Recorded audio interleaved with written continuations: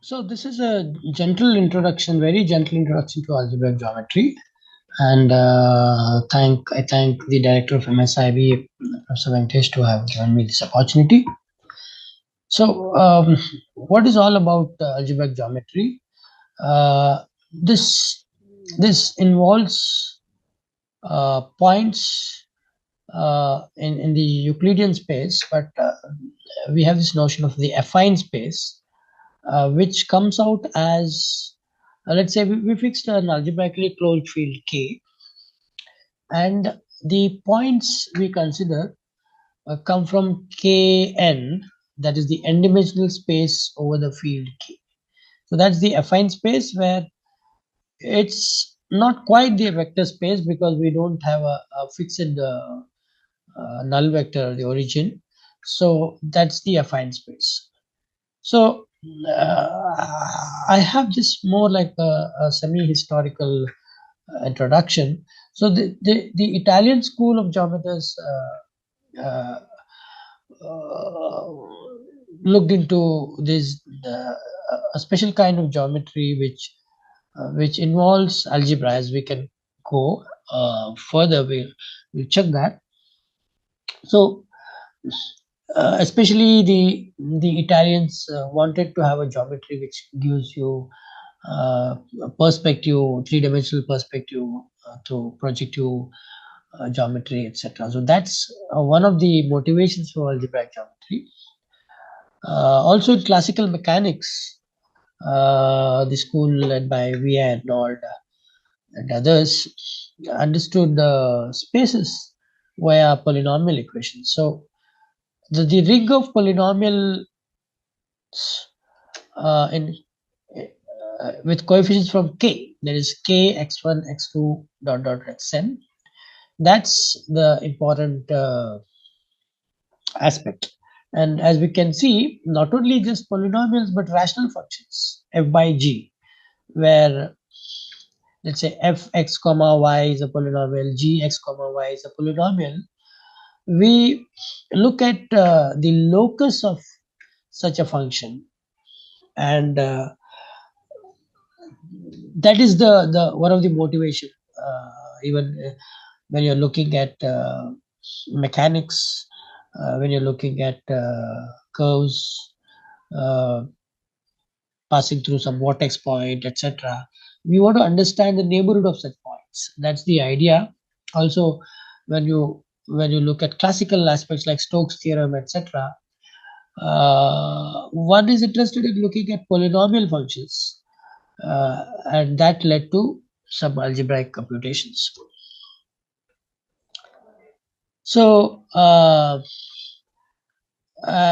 I mentioned, V.I. Arnold is one of the pioneers. Even before that, Italian geometers, Enrico uh, uh, Castelnuovo, etc. These are some of the names I remember. So, also algebraic geometry has been playing a pivotal role in number theory, because if you can see the proof of Fermat's last theorem, you can see that the uh, the fact that there are no solutions for the equation x power n plus y power n equal to z power n in integers is through understanding the possibility of elliptic curves, which leads to uh, the arguments therein. So a lot of topological arguments and geometric arguments play a role there. Even cryptography, we look at, for example, toric varieties, Tori-based crypto systems. So again, algebraic geometry is used. So yeah, so looking at geometry as such, we are looking at, okay, in the introductory class, let me just look at the k being c, and K is this field Cn. So Cn, for n I take 2, so that we are just looking at polynomials in 2 variables. So look at some subset S of C2. If this happens to be the zero set of some bunch of polynomials, then we can call it as an algebraic set. More precisely, affine algebraic set. If we instead look at projective coordinates, then we get projective algebraic sets. But right now, I'm just focusing on affine algebraic sets.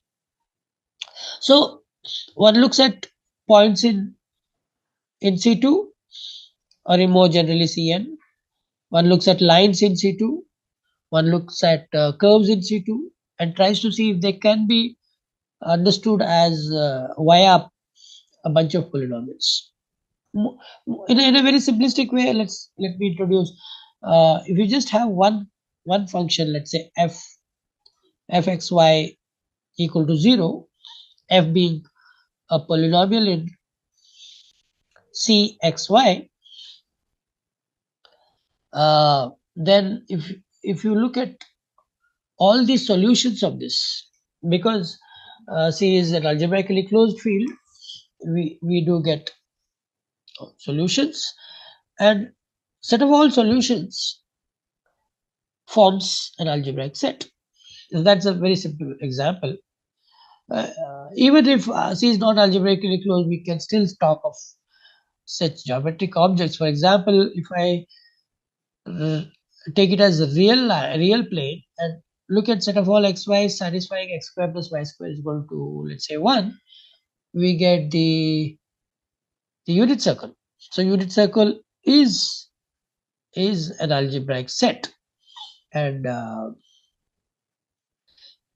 algebraic sets which are irreducible are called algebraic varieties. That's the fundamental objects in algebraic geometry. So that's the point here. You could get the affine algebraic set as union of two connected sets. So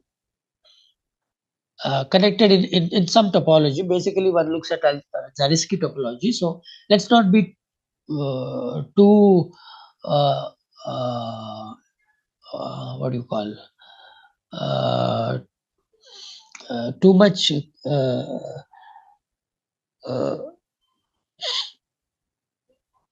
focusing on the topology aspects right now, because the topology seems to be a little vague here. But let's say you have two x is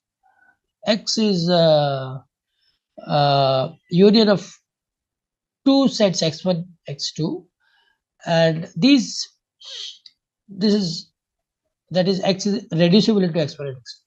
However, if you have an algebraic set which cannot be expressed as a union of two such sets, which is itself a single component, it has a single component, then it's called as irreducible set. So an irreducible algebraic set is called as an affine variety. Similarly, if we look at projective space Pn, and then we look at such algebraic sets which are irreducible, then they are called projective algebraic varieties.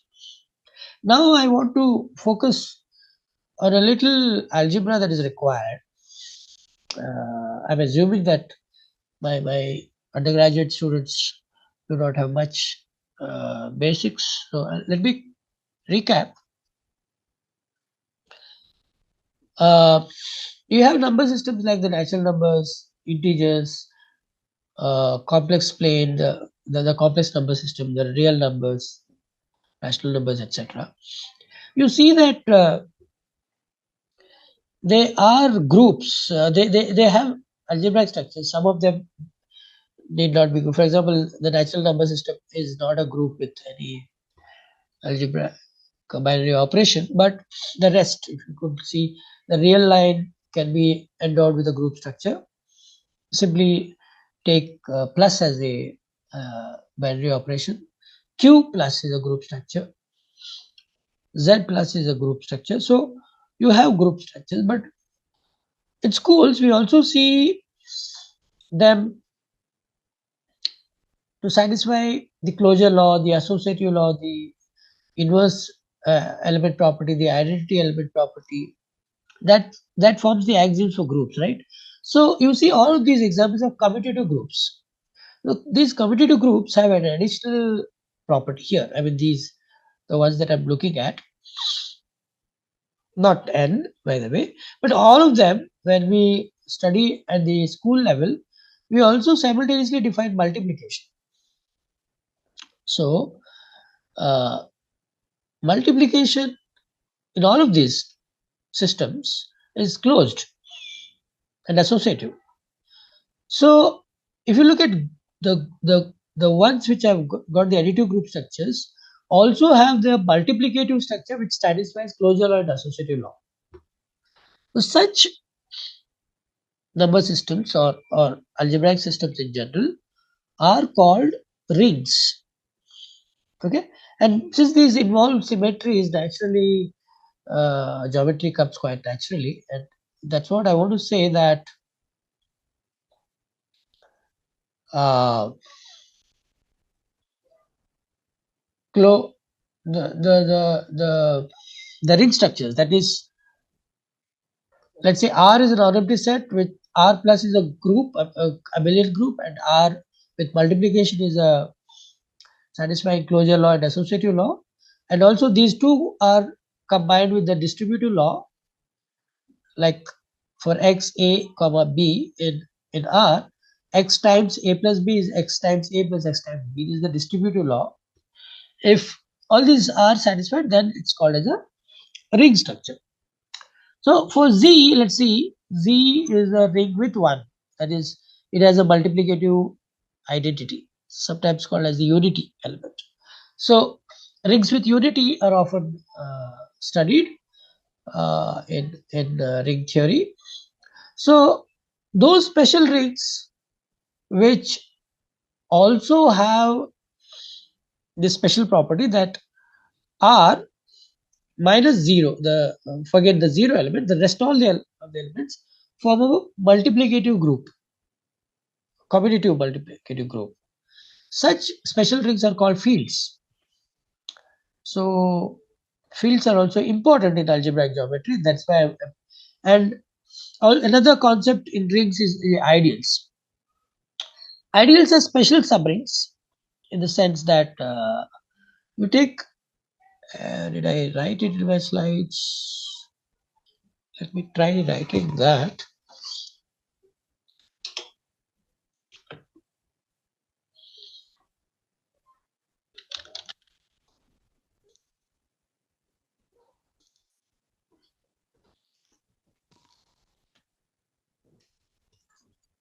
So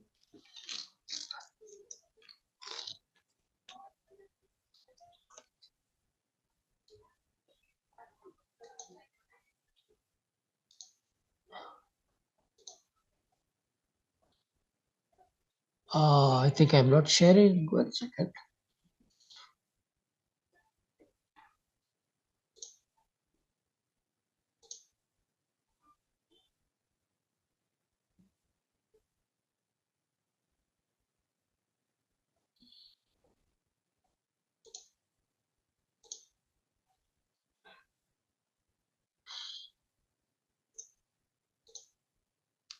So now I'm sharing.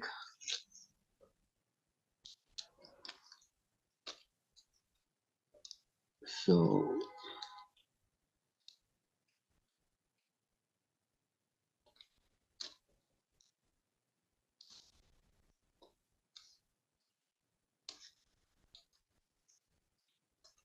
sorry, I'm not able to get the pen. 1 second.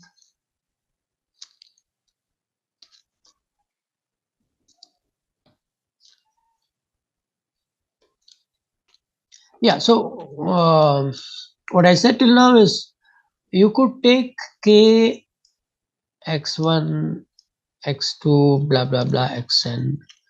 This is the polynomial ring, and I just said that k could be c, and you could just say x1 x2 c x1 x2. I also gave an example in r x1 x2. So these are the polynomial rings I'm talking about. But yeah, what I was just now talking about is that I was talking about the ideals in such rings. These are all polynomial rings. So, for example, if you look at the set of even integers, this is a subring, a very special subring of Z, in the sense that you take any A belongs to Z and R belongs to Z, then R times A belongs to Z again. So in general, let's say I in a ring R is called an ideal if uh, for all A belongs to I, R belongs to R times A belongs to I again. Okay, this is called as the left ideal. Similarly, A times R also belongs to R. This property is true. It's called as a right ideal. First of all, I is a subring, and then this property holds. So in general, if you don't specify anything, I is a two-sided ideal.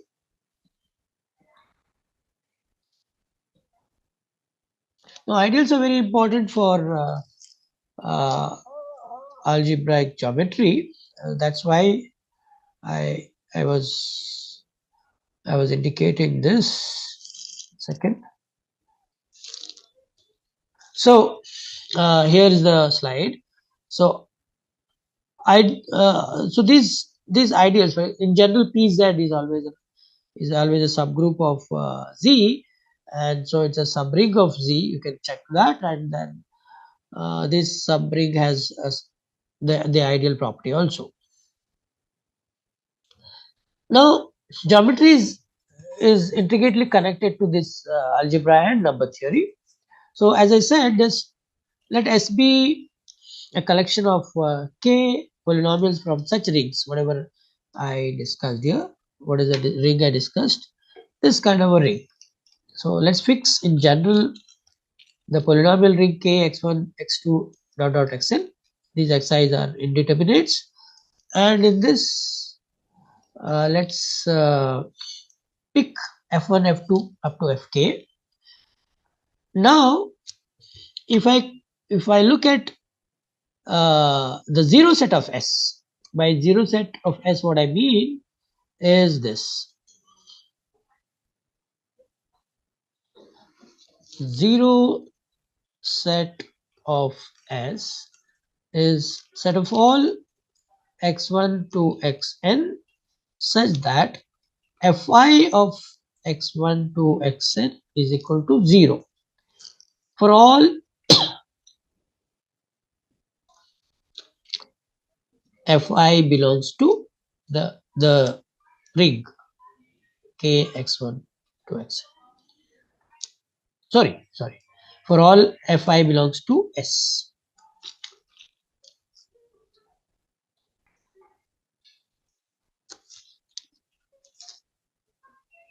Okay, so if you pick all those tuples which satisfy these equations simultaneously,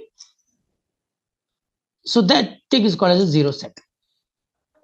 So given as a bunch of polynomials,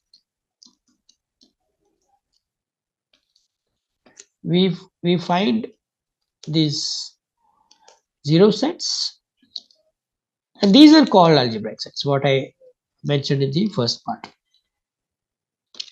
So if these algebraic sets are coming from an affine space, like these are all obviously these are coming from Kn, therefore this is called as an affine algebraic set.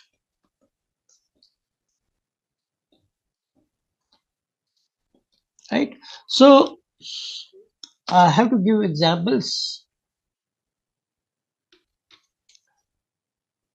I already gave if K is R, and if you consider R x1 x2, then these loci, for example, just fix S to be simply x1 square plus x2 square minus 1. If this is the function, then what are all the tuples which pairs which satisfy x1 square plus x2 square is equal to 1, or x1 square plus x2 square minus 1 equal to 0. So the 0 set is simply the unit circle, right? So unit circle is an affine algebraic set. Similarly, your most of your conic, all your conic sections, the ellipse, etc., are algebraic sets.